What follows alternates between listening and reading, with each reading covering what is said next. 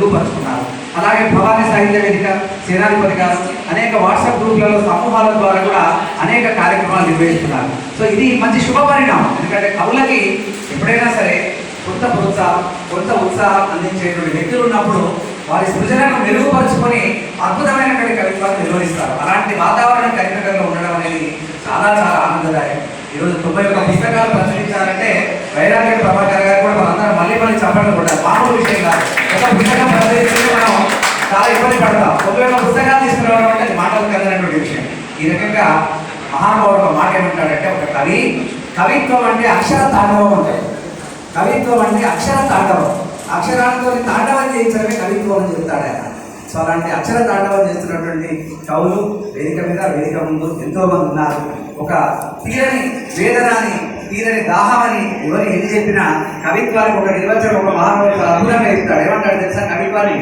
కవిత్వం తూచడానికి తులసీదళం యొక్క ఘనత మనకు తెలుసు. తూచినప్పుడు తులసీదళం ఎంత బరువును తూచిందో మనకు తెలుసు. కవిత్వం తూచడానికి తులసీదళం, ఎదురొడ్డి నిలిస్తే అది తిరుగులేని సైనిక దళం అంటాడు ఒక మహానుభావుడు. కవిత్వానికి అంత శక్తి, అంత పవర్ ఉంది.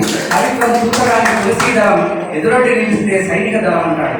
సో అలాంటి కవిత్వాన్ని మరి నిర్వహిస్తున్నటువంటి వాళ్ళందరూ కూడా మరొకసారి నేను హృదయపూర్వకమైనటువంటి అభినందనలు తెలియజేస్తున్నా. కవిత్వాన్ని ఎంతోమంది చెప్పింది ఏంటంటే, ఏసీ గదుల్లో ఉన్న ఉక్కపోస్తుంది నాకు, కారణం తెలిసింది కవిత రాయలేదు వాళ్ళ అంటారు నారాయణ రెడ్డి గారు. నారాయణ రెడ్డి లాంటి వారికే కవిత రాయకపోతే ఏసీ గదిలో ఉన్నా కూడా ఉక్కపోతే ఇక మరి మామూలు వ్యక్తి మనం ఇట్లా ఫీల్ అవ్వాలి. కవిత్వం రాయడానికి, కవిత్వాన్ని ప్రేమించిన వాళ్ళకి, కవిత్వాన్ని అభిమానించే వాళ్ళకి ఒకరోజు రాయకపోతే కూడా మనం నిద్రపడదు కదా.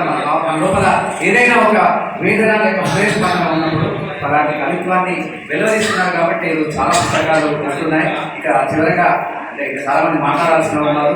నేను కూడా మాట్లాడిన తర్వాత నాకు మా వైరాగ్య ప్రభాకర్ గారు సెలవిస్తే చాలా కార్యక్రమాలుగా వెళ్ళాల్సి ఉంది. 3 గవర్నమెంట్ ఉద్యోగ పెంచడం ద్వారా ఈరోజు రిటైర్ అయ్యే మిత్రులు ఒక 6 ఉన్నారు. సో 6 రిటైర్మెంట్ ఫంక్షన్స్ కూడా ఈరోజు అటెండ్ అవ్వాల్సి ఉంది. సో ఏదేమైనా శశికిరణ్ భాయ్ గారు ఉద్యోగ బాధ్యతలు నిర్వహిస్తూనే ఒక మంచి కవిత్వాన్ని వెలువరిస్తూ కవితాలోకంలో తనకంటూ ఒక సుస్థిరమైనటువంటి స్థానాన్ని సంపాదించుకొని మరి సమయం తీసుకున్నా సరే 2001 నుంచి ఇప్పటి వరకు దాదాపు 23 సంవత్సరాలు. మొదటి పుస్తకం 2021 ఆ మధ్యలో నాకు బాగా గుర్తుంది.